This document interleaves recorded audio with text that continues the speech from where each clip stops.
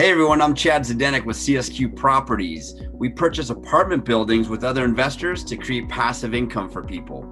So today I'm going to be interviewing Jon Swire, who's a broker who's bought and sold over $1 billion of real estate.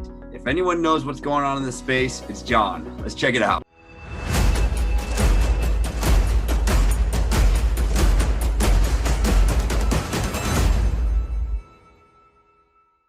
All right, I'm here with Jon Swire. Thank you, Jon, for taking the time to talk to me. I appreciate it. What's up, Chad? Good to see you, although remotely. Soon enough, we'll be in person. I was hoping maybe you could give us some background on your extensive commercial real estate history. Sure. So real quick overview of me. I grew up in New Jersey. I went to Northwestern outside of Chicago. I moved out to LA to get my MBA in 1998. I have an engineering degree. So I have an engineering degree and an MBA, so I'm a math guy. Real estate's a lot of math. You know, there are two kinds of investors, and we'll talk about this more, but there are those who really want to know everything and those who just want to know enough. I want to know everything. I'm a math guy. I love math. I love figuring out problems. So I moved out to LA in 98. I got my MBA at UCLA. I ended up working for a couple of tech companies. And I realized it wasn't for me. And I looked around and I had an epiphany. And, you know, maybe you had this epiphany too. I had an epiphany that I didn't want to work forever, right? Yep. So if you've ever had that epiphany that you don't want to work forever, real estate investing is for you, okay? The beauty of what I do is I help clients figure out how to create passive income so they can secure their financial future. I do the same thing for my own portfolio. So I worked for a couple different tech companies. Fast forward to 2001, I had this epiphany and I started investing in real estate. I bought my first 4-unit property before I was ever an agent. I bought that property and I was hooked. And I always tell clients, I tell them, look, a lot of people are going to put on their bucket list, buy one property, okay?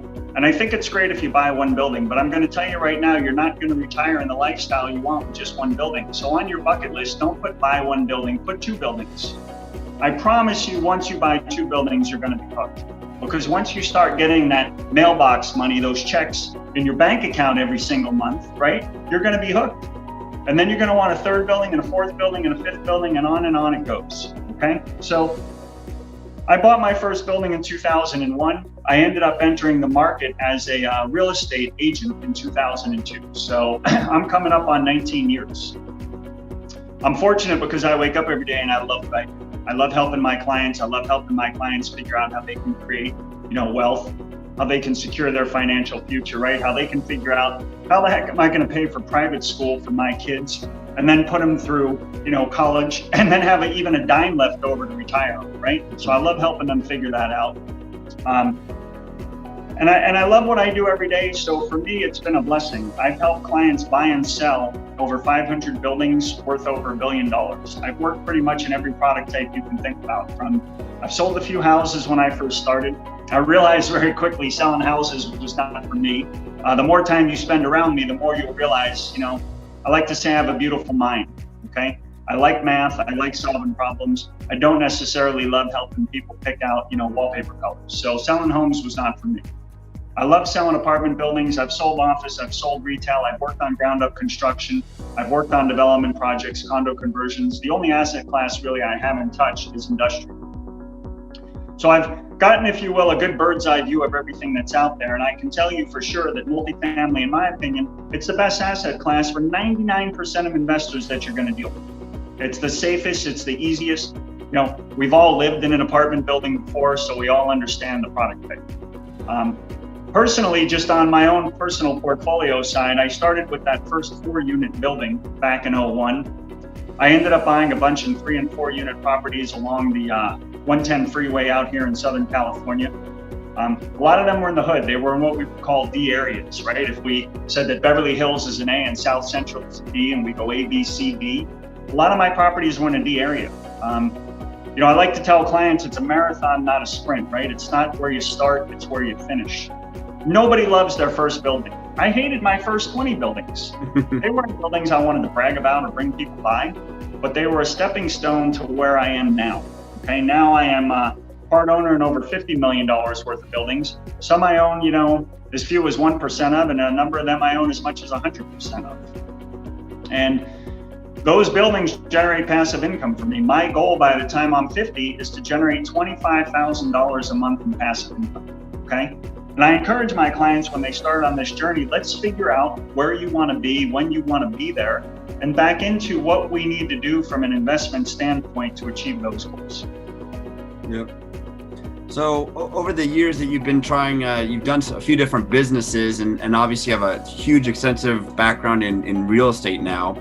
How would you compare? I mean, a lot of people that are going to be watching this are in a W-2 job, or maybe they're entrepreneurs that are doing some of their own businesses. How would you compare your experiences like in multifamily real estate compared to like your restaurant business or your GC business or some of the other things that you've done as an entrepreneur? Sure. That's a good question. Look, so a couple of things. One, most of my clients are between age 30 and 55. They're smart people. They go to work every day. They make a good living. They're married or they're going to be married. They're probably going to have kids. And they realize that they need to do something outside of their everyday paycheck to secure their financial future. And most people by now realize that they should own real estate. You know, if you went backwards 30 years ago, real estate was just kind of black box that nobody understood and very few people invested. Now everybody owns real estate. Everybody wants to be a home flipper, okay? I like to tell people I am basically your real estate rabbi. My clients lean on me to be the subject matter expert for them and guide them through the real estate investment and really help them with things, everyday, things that they don't even want to think about. I tell them, look, do your job every day, go make your money so you can buy more buildings. I, on the other hand, am a little bit different than they are. I'm an entrepreneur. From a young age of 11 years old, I had 3 newspaper routes. I'm a hustler. That's what I do. I like to hustle. I wake up every morning with a fire in my belly. Okay. So for me, the idea of working for somebody never really suited me. While I was a real estate agent back in 2012, when the market started to shift, actually in 2009, when the market started to shift, I realized making real estate commissions was going to be tough for a little while. So my friend and I, we started a roofing company that morphed into a general contracting company. And at one point I had 80 people working for me, which is good and bad. All my businesses were vertically integrated. When I help clients right now, it's actually a real benefit that I used to be in the GC world, because when we're doing inspections or we have maintenance issues, a lot of things to a normal person that seem like a deal breaker might only be a $2,000 or $3,000 repair. And when you're buying a $2 million building, a $2,000 or $3,000 repair is not that big, okay? I also had, I like to call it a midlife crisis in 2013. A big shout out to my wife, Norma, for still being here and making it through that crisis. That crisis was me starting a barbecue restaurant in LA, which we had amazing food. We ended up with 2 locations in 2 prime spots, but I will tell you that LA does not appreciate good barbecue, my friends. If we were in the South, I think we'd have 50 locations right now, but we don't. That restaurant, I had 60 people working for me. So I've had the opportunity to have a lot of different people working for me in different capacities. And now even in the real estate world, the management company I work for, I don't own it, but they manage over 1,000 units for my clients and I, and there's probably another 50 people on that payroll who indirectly report to me in terms of getting stuff done every day for us. Got it. Yeah, it's interesting because we've had similar paths, and John, you and I have invested in a few buildings now. And I'm also an engineer, MBA. I owned a lighting company with about 80 employees. Analysis paralysis, baby. Yeah, I don't know how we just gravitated to each other, but very similar backgrounds. But one of the things I found is, it was great having my own company, but you really had to work for that money day in, day out. You really, really had to work for it. And if you stopped working, the money would stop coming eventually. And that was really, really tough money. And one of the things I realized through real estate and creating this passive income flow is that you can put in some work or invest some money up front and your returns just keep coming. As long as you've got a team set up, you mentioned the management team that we work with and they've been great. You get a good team set up and it really does become passive income. And I never really understood the power of passive income until I was actually there. I've always heard about it, but I'm like you. I was always a hustler. I'm always working for active income, which is a lot of work. And but it's been great with the passive income side. So with the multifamily real estate has been great. And so yeah, I feel you on what you're talking about, because I was along the same path. It's all about that mailbox money, it's those wires come in. I tell my wife we get our distributions every month around the 17th to the 20th. And a couple months ago, we're driving in the car and 11 wires popped into my bank account. I said, this is amazing, right? This is what it's all about. We're in the car driving to Santa Barbara to go enjoy the weekend. And I had, probably that day, $17,000 or $18,000 wired into my bank account. Yeah. And that's what it's all about. It's about investing in a passive way so you can go do the things that you want to do, whatever those things may be, including doing your day job. Yeah, absolutely. So with some of the residential experience you had, that's also where I started in my construction world about 20 years ago, was in residential real estate. And you on the brokerage side and some of the investment side, what have you seen as some of the advantages of going like straight into multifamily real estate or commercial real estate versus the residential real estate side? Well, look, here's the reality. A lot of people, their first investment is going to be a single family home because it's all they can afford. I used to fly around the country for Coldwell Banker and Keller Williams, training their agents how to incorporate 2 to 4 unit property sales into what they do. Okay. And the reality of it is, when I would fly to a lot of these markets outside of LA, you could take $80,000 or $100,000 and you could make a significant investment. In LA, $80,000 to $100,000 unfortunately doesn't go anywhere. The bulk of my clients who I work with have a minimum of $600,000 or $700,000 liquid to invest, which frankly is a ton of money. And it's outside the realm of what most people are ever going to get to. So a lot of people may start with a single family home, then they'll graduate to a 2 to 4 unit property and eventually to a 5+ unit. I tell everybody, go as big as fast as you can, okay? There are better economies in 6+ unit apartment buildings. You get better pricing. When you're buying a single family home, you're obviously competing with an owner user. They're not even looking at it as an investment. When you're buying a 2 to 4 unit property, a lot of times the same thing is true. You've got a lot of unsophisticated residential agents representing investors, and nobody knows what the heck they're doing. They don't know what a GRM is. They don't know what a cap rate is. And again, because of all that craziness and confusion, the pricing isn't nearly as good. It's funny. I teach a UCLA extension 4 times a year, and inevitably there's always at least 1 or 2 people in the class who have already, invested in single family homes. And by the second class, we go through the math on why single family homes are not great investments. And you can see the look on the face of the people who had bought houses, and you can see it change. I don't want to say from happy to sad, but it's like the light bulb went off, right? And when it goes off, you realize I got to get out of this thing. There's a better use of my capital elsewhere, Yeah. But look, at least they got in the market. The biggest thing for a lot of people, honestly, is making that first investment. People are always trying to time the market. It's never perfect. Yeah. Yeah, one of the things you talked about having, a fair amount of savings to get into some of these larger buildings where you do have some economies of scale at. At CSQ Properties, we do syndication. So we actually pool together investors' money. So it's accredited investors. If you have $100,000, you can pool your money with other sophisticated investors or accredited investors, pool your money together and buy one of these buildings. And that's what we've been doing with Jon. Has been a great experience and a great way to get into the market, the multifamily market. So, well, listen, Chad, that's one of the things that brought us together, and what you do is fantastic, and it provides an avenue for all these people who I interact with, right, who don't have $600,000 or $700,000. Because if we're on it outside of a few markets, potentially New York, San Francisco, and LA, the average person isn't going to have $700,000 because on top of having that money to invest, the banks have liquidity and net worth requirements. Yeah. So what does the investor who only has $100,000 to invest do? What they do is they work with somebody like you, and what you're doing is fantastic because that is the perfect stepping stone. Yeah. And a lot of people, to be honest with you, they're scared to own a property outright by themselves. Even if they have $600,000, $700,000, $800,000 to invest, they don't want to either put it all in one property or they don't want to feel like they're the captain of the ship. Yeah. They would rather give the money to somebody like you and have them be, you're their rabbi, if you will. You're their real estate rabbi, just like I am for my clients who take direct ownership of their buildings. Yeah. Yeah.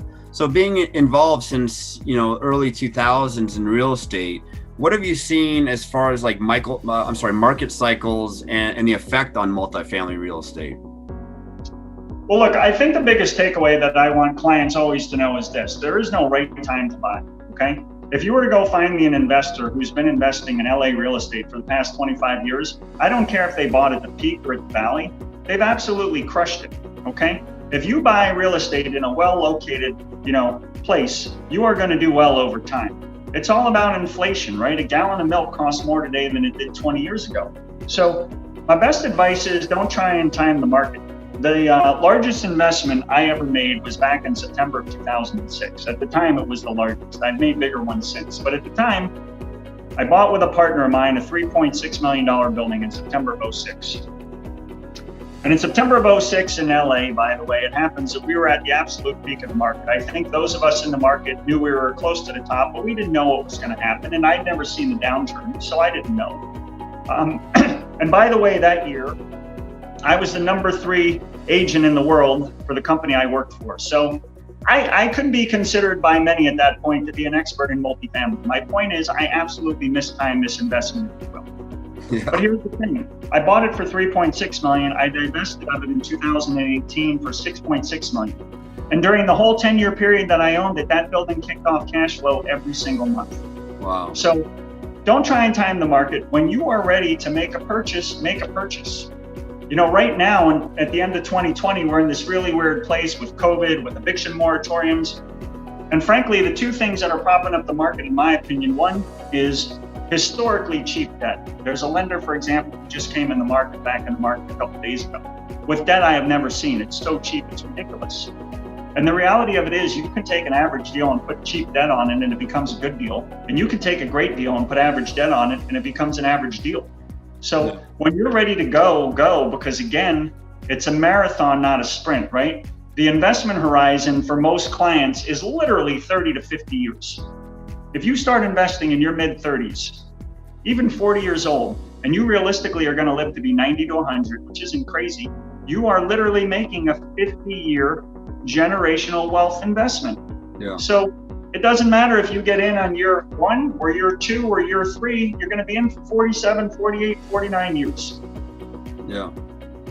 Yeah, that's great advice. And that's, you must have had some tough times in the 07, 08 time period when you had that huge property, the biggest one you ever had. I will tell you this though, the building cash flow. See, the beauty of this is the building still made money, right? It doesn't matter if you're holding an asset for a long time, what the value of the building is if you're not selling. What really matters is the cash flow. Sure. I like to tell my clients, real estate is like a black box. It's very similar to a stock or bond. I mean, it's way more of a pain in the ass to invest in, by the way, but it really is the same thing. The goal is to secure your financial future, right? To generate cash flow every single month and every single year. Yeah. In theory, it doesn't matter how much my black box is worth. It matters how much money it kicks out. And that's really important. Okay. How much money am I getting out of this black box? If I own a black box that's a trophy property in Beverly Hills and it's worth $80 million, but it doesn't give me any cash flow whatsoever, I have no money to live off of. The flip side is I could have a black box in a C neighborhood somewhere, but it kicks off cash flow like crazy. Well, guess what? I need that cash flow every month and every year to support myself and live. Yeah. So going on a similar thought pattern there, what have you seen or maybe you can help summarize some of the advantages of a real estate investment or multifamily real estate investment, even better, versus a stock market investment? Sure. Well, look, the first thing I will say is this: I'm not anti-stock or bond. Okay. I think everybody should have a diversified portfolio. The clients I deal with are, reasonably high net worth. Typically, my clients are worth anywhere from $2 million up to 50 to 100 million or more. So they don't have all their money in one asset class. That being said, I'm not a huge fan of stocks because I don't intrinsically understand them. I have an MBA from UCLA. I interned at Lehman Brothers on Wall Street. Sure, I understand the market, but I have zero control. I don't know why Amazon went from being worth $2,200 a share this year to $1,900 all the way up to $3,400. Okay? And why it goes up and down so much every day. I don't know why Bitcoin is going crazy right now as we film this video. Okay? Yeah. I don't have control. The beauty of real estate is I have absolute control over my asset, and this is what I will tell you. I want to own hard assets. I believe if the zombies come, I'm going to be able to trade housing for food. That's the truth. There is an underlying intrinsic value to owning multifamily property. My Amazon stock could go away tomorrow. Tesla stock could go from being worth $1,600 a share to $200 a share. Elon Musk could talk his way into making it happen on Twitter. Yeah. I don't know. For me, I love multifamily. It's the only asset class that will give you passive income, and that passive income is literally going to grow every single year. Why? Because of inflation. It's the perfect hedge against inflation. Rents continue to grow.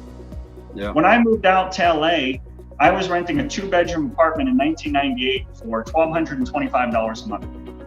Fast forward to 2006, 8 years later, the rent had literally doubled. Now, we had crazy rent growth from 98 to 06 in LA, and I'm not telling you the rents are going to grow like crazy every single year.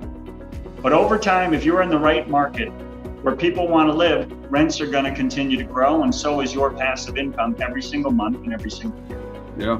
We haven't even talked about the tax advantages yet. That's where the real beauty comes in. Yeah. This has been great, Jon. Thank you so much. If people want to get a hold of you, what's the best way to get in touch with you? Well, 2 things. One, I wrote a book called There's No Free Lunch in Real Estate. Okay. It's a book. When I started teaching at UCLA in 06, I've been teaching there for 14 years, and I realized I didn't love the textbook that we had. So I ended up writing my own book. It's a practical guide, soup to nuts from A to Z. That book is available for free. I used to sell it, but I decided, whoever wants a copy of it, you can download it for free. They can go to my website, or they can reach me at jonswire.com. And what's the website for the book again? The website is There's No Free Lunch in Real Estate. .com? .com. Perfect. And then if they want to email me, they can email me at john@jonswire.com, and you can put up a graphic on this, and they can hit me up. I'm always happy to talk to people, to mentor people. I mean, at the end of the day, like I said at the start of this, I genuinely love what I do. I really enjoy that moment when I'm talking to somebody and the light bulb goes off and they realize, I always start my class and I ask my students, I say, raise your hand, who wants to retire a millionaire? And everybody does. And then I say, who thinks that it's possible? And a lot of the hands go down because really a lot of people don't think that can happen. But I promise you, if you make consistent investments over time, it's a marathon, not a sprint, you're going to end up a very wealthy person. Well, there you have it. That's what we're doing, building by building. All right. Well, great, Jon. Thank you so much for spending the time with us. Looking forward to getting this out to a lot of people, and we'll see you on the next show. Thanks. All right, buddy. And there you have it. A great way to create passive income through investing in multifamily real estate.